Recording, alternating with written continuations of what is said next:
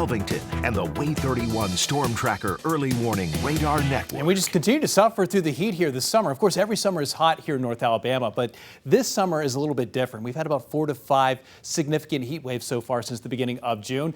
There's a look at from Muscle Shoals right now. We've had a little bit of overcast today. You'll notice even a few storms developing well off into the distance. That's actually in Tennessee right now, but there is still the chance for a few isolated thunderstorms and showers through the next few hours. It's 93 degrees in Muscle Shoals. That's hot, but not as bad as the last couple of days in terms of the air temperature, but still enough humidity with dew points in the low 70s to push that heat index up to 102. We made it up to 111 yesterday and 111 the day before that, but still that's dangerous when we get those values above 100. And we had even values up to around 104 around 2 and 3 o'clock today. And that's just below the criteria necessary for a heat advisory, though I do expect to see some heat advisories here this weekend.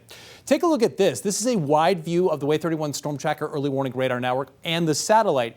Look close enough off to the southwest. You'll notice just across the state line into Mississippi. You'll notice this area right here. Now I'm going to put it into animation over the last 6 hours, and you'll notice this big circulation. It almost looks like a tropical system that's inland. This is actually what we call an MCV. It's a mesoscale convective vortex. I know it's kind of a mouthful, but this is actually the low pressure center that was generated from that giant thunderstorm complex that unfortunately went right through Birmingham and a good portion of Alabama last night. Had so much air being pushed aloft with those thunderstorms that it creates a low pressure system, and we're still dealing with it today. So that's the remnants from yesterday. And again, you'll notice some of those clouds from it are kind of getting pulled into North Alabama. So some of the cloud cover being impacted by that big circulation to our south. We're even seeing a few pop-up showers and storms trying to get going. We'll zoom in a little bit closer to DeKalb County first, and you'll notice that we had a few trying to develop around Henniker, but they have since rained themselves out. So that is done. And we're also seeing some activity, of course, closer to northeastern Madison County.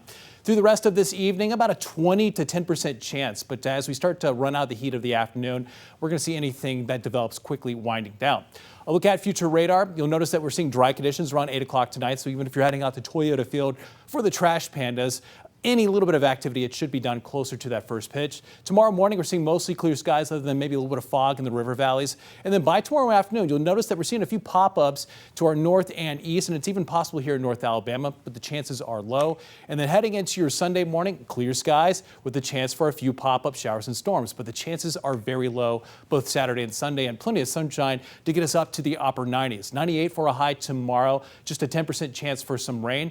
How about the humidity? So this is a look at the current humidity right now. You'll notice that we are right on that edge. We actually have a stationary front parked right on top of us. Some slightly drier air off to the north. It's not going to last, though. You'll notice heading into your Saturday, we're seeing a little bit more of the greens moving back in, and we're just going to continue to see the greens, even the darker greens, that very muggy air right over top of us into your Sunday and Monday. And that's why we do expect to see higher heat index values tomorrow, all the way through at least the start of next work week. Better chance for rain arrives on Tuesday, so that may pull those values down. So there's a look at the 7-day forecast.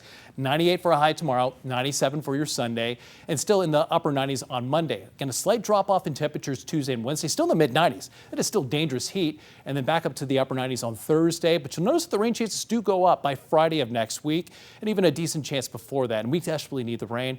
We are really starting to see the ground getting baked out with all this heat and lack of rain.